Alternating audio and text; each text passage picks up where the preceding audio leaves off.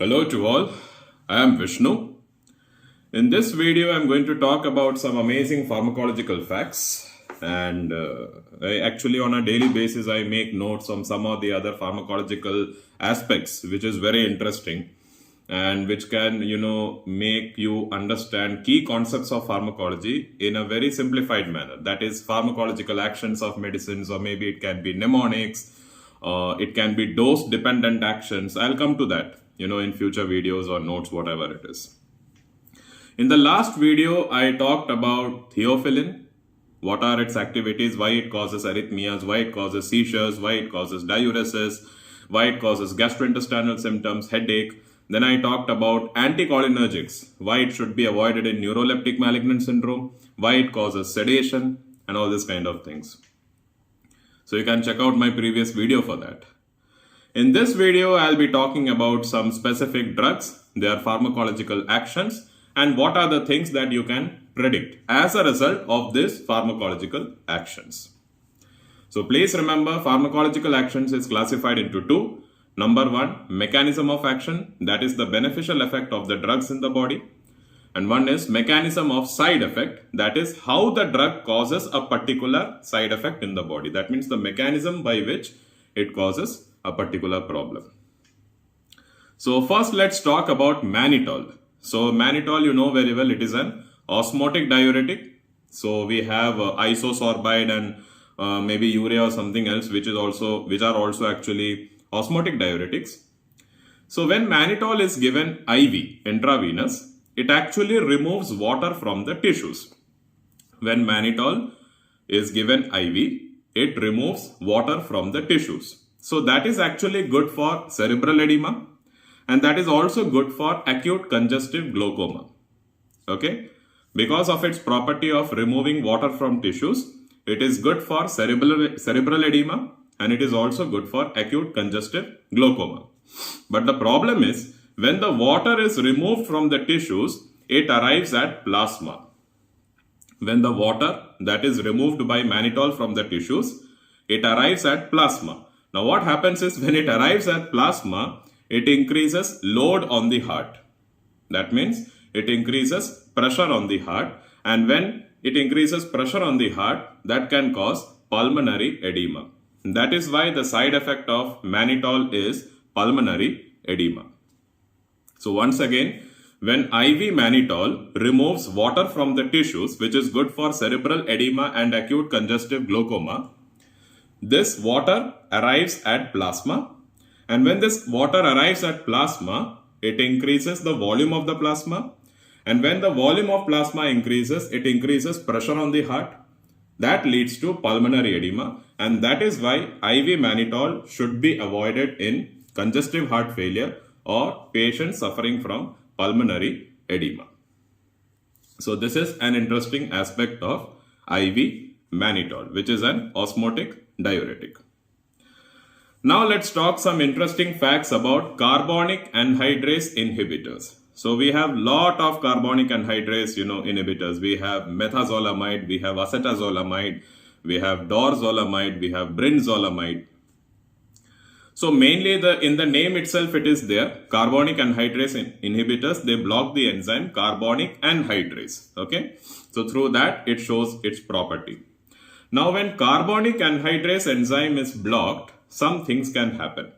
Number one, when carbonic anhydrase enzyme is blocked, it actually increases the excretion of bicarbonate through urine.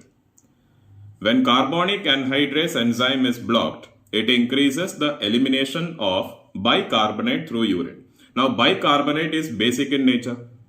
So when that is eliminated through urine, it will reduce the pH of the body, because bicarbonate is basic in nature. So that can lead to metabolic acidosis as a side effect. And that is why carbonic anhydrase inhibitors can be used in patients who are suffering from metabolic alkalosis. Because by eliminating bicarbonate from the body, it reduces pH. So it can be given to patients who are suffering from metabolic alkalosis. So metabolic alkalosis can be caused by diuretics. In that condition, you can give carbonic anhydrase inhibitors. So I hope you have got what I said. Carbonic anhydrase inhibitors, by increasing the urinary elimination of bicarbonate, reduces the pH of the body. When the pH of the body is reduced, it is actually good for patients suffering from metabolic alkalosis, but it is not a good news for patients who are suffering from metabolic acidosis. So for example, if it is a patient who is suffering from CKD, in CKD, metabolic acidosis is seen. In that condition, carbonic anhydrase inhibitors may not be a good choice. Carbonic anhydrase inhibitors, since they block the enzyme carbonic anhydrase, they actually reduce the pH of the CSF. Carbonic anhydrase inhibitors, by blocking the enzyme carbonic anhydrase, reduce the pH of the CSF. When the pH of the CSF is reduced, it activates medulla oblongata. There is a ventilation center in the medulla oblongata. It is known as medullary ventilation center.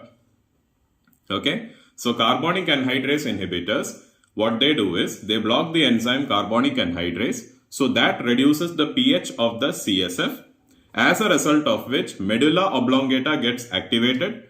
And when medulla oblongata gets activated, the medullary ventilation center gets activated. So it makes you breathe.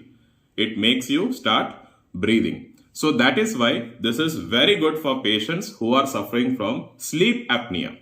Sleep apnea is a kind of sleep disorder in which you may get up in the middle of the night sleepless. So in that condition, carbonic anhydrase inhibitors can be good because they activate medulla oblongata.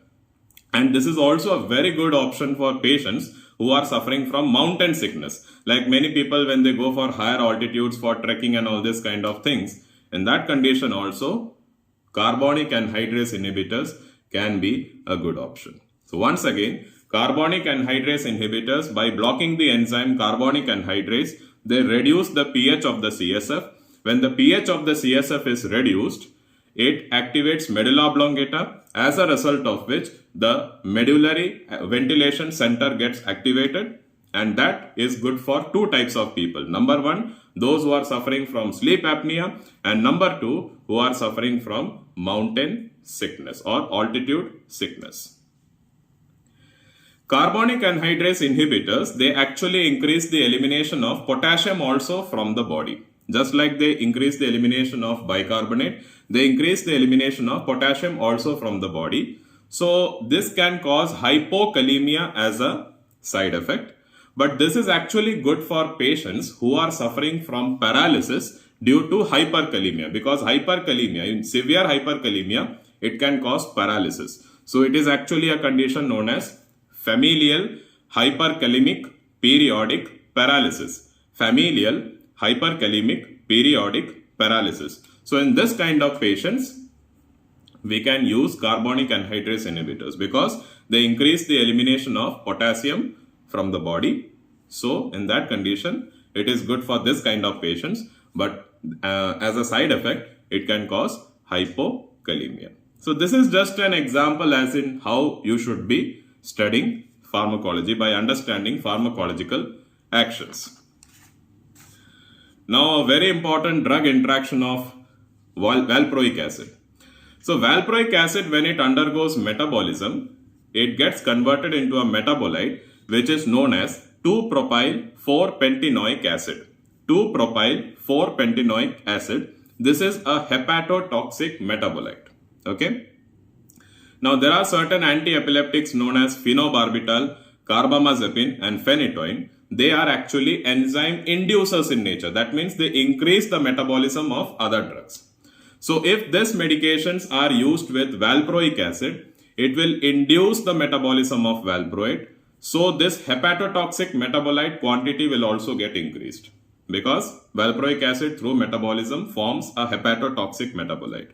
So that is why phenobarbital, carbamazepine and phenytoin should not be used with valproic acid. We should be very, very careful. So that's it in this video. I hope it was informative for you. See you in the next video. Until then, it's bye.